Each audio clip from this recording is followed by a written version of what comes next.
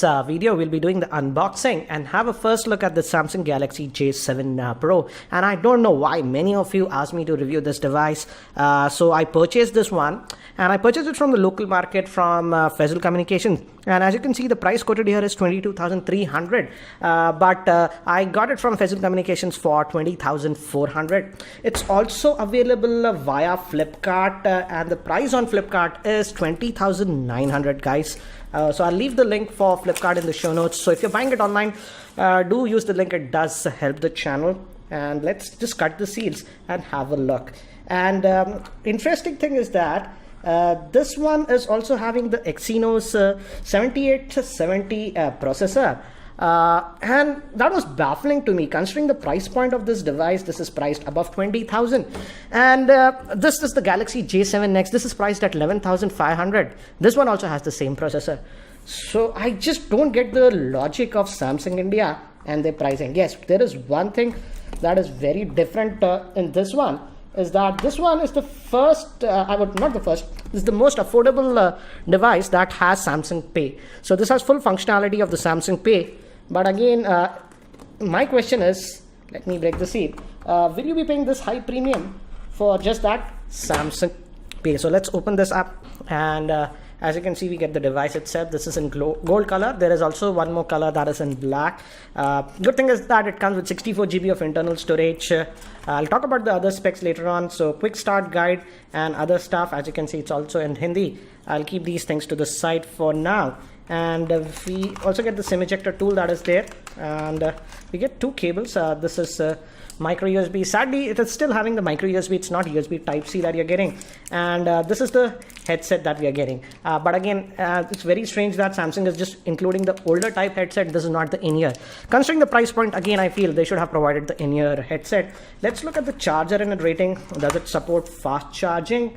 5 volts at 1.5 amperes, nothing about 9 volts and 12 volts. So it looks like a regular charger, not a fast charger.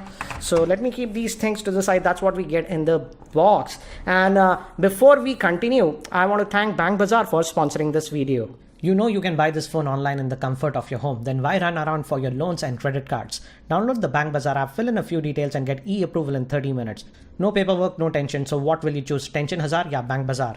So here is the device itself. Let's have a closer look at the device itself. Let's just take this out, and I just accidentally switched it on, power it on. But by the time it actually boots up, let me give you a physical overview. On the top, we actually have nothing on this device.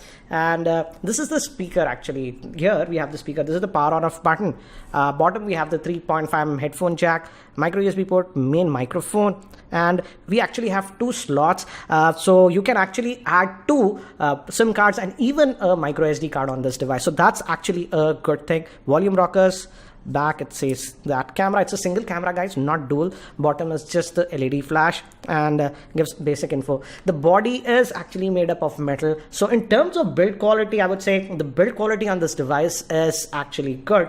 And by the time I set this up, let me give you a configuration overview. The Galaxy J7 Pro is having a 5.5-inch 1080p Super AMOLED screen. It's powered by the Exynos 7870 processor, which is an Octa Core processor. But again, this one was also used in the J7 2016, so it's not a new processor. It has the Mali T830 GPU. It also has support for Samsung Pay. It comes with 3 GB of RAM, 64 GB of internal storage. Moving to the camera, it has a 13-megapixel rear-facing camera, and even the front-facing camera is a 13-megapixel shooter. It also has fingerprint scanner, NFC, and the battery is a 3600 milliamp hour battery.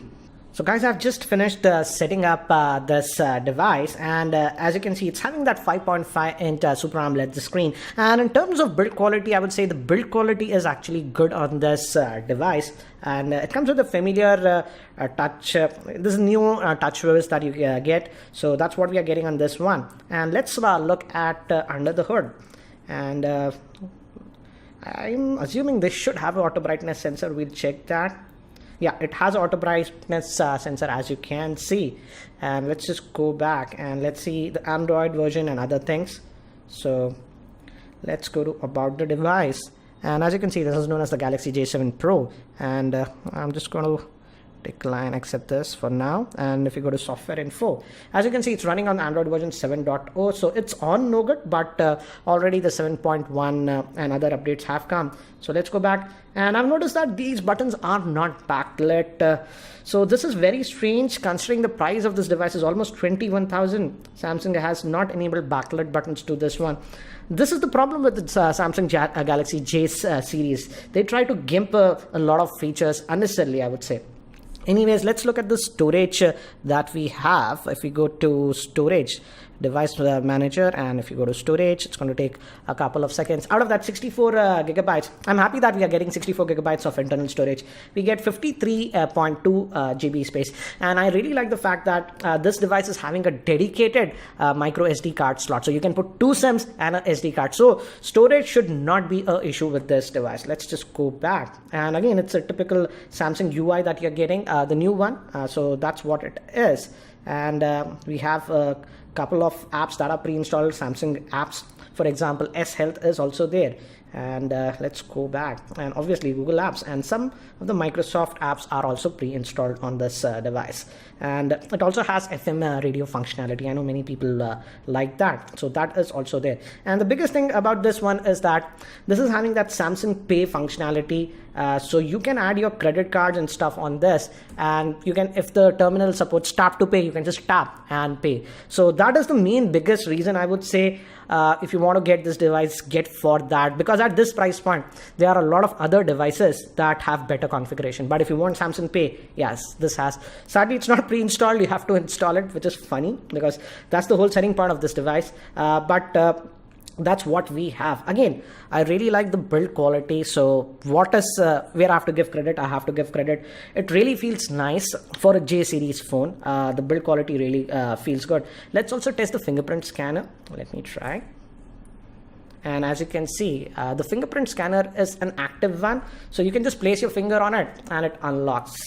So yeah, it is taking a half a split second, as you can see, but it is good. You can also press, I believe, if you just press it also, yeah, it unlocks. So the fingerprint scanner is actually not bad on this, actually pretty good, considering many of the Samsung devices don't have a great fingerprint scanner, but as you can see, this one is having a good fingerprint scanner.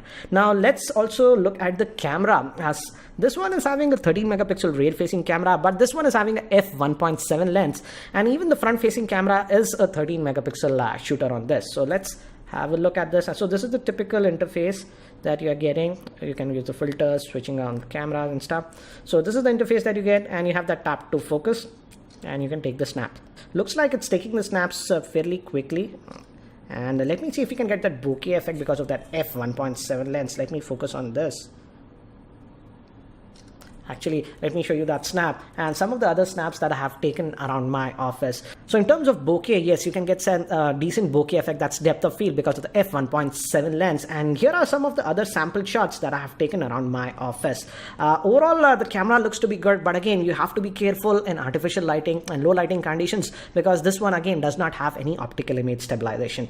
As of now, it's very quick to judge the camera performance. I'll again be playing a lot more with the camera, but this was just a quick unboxing.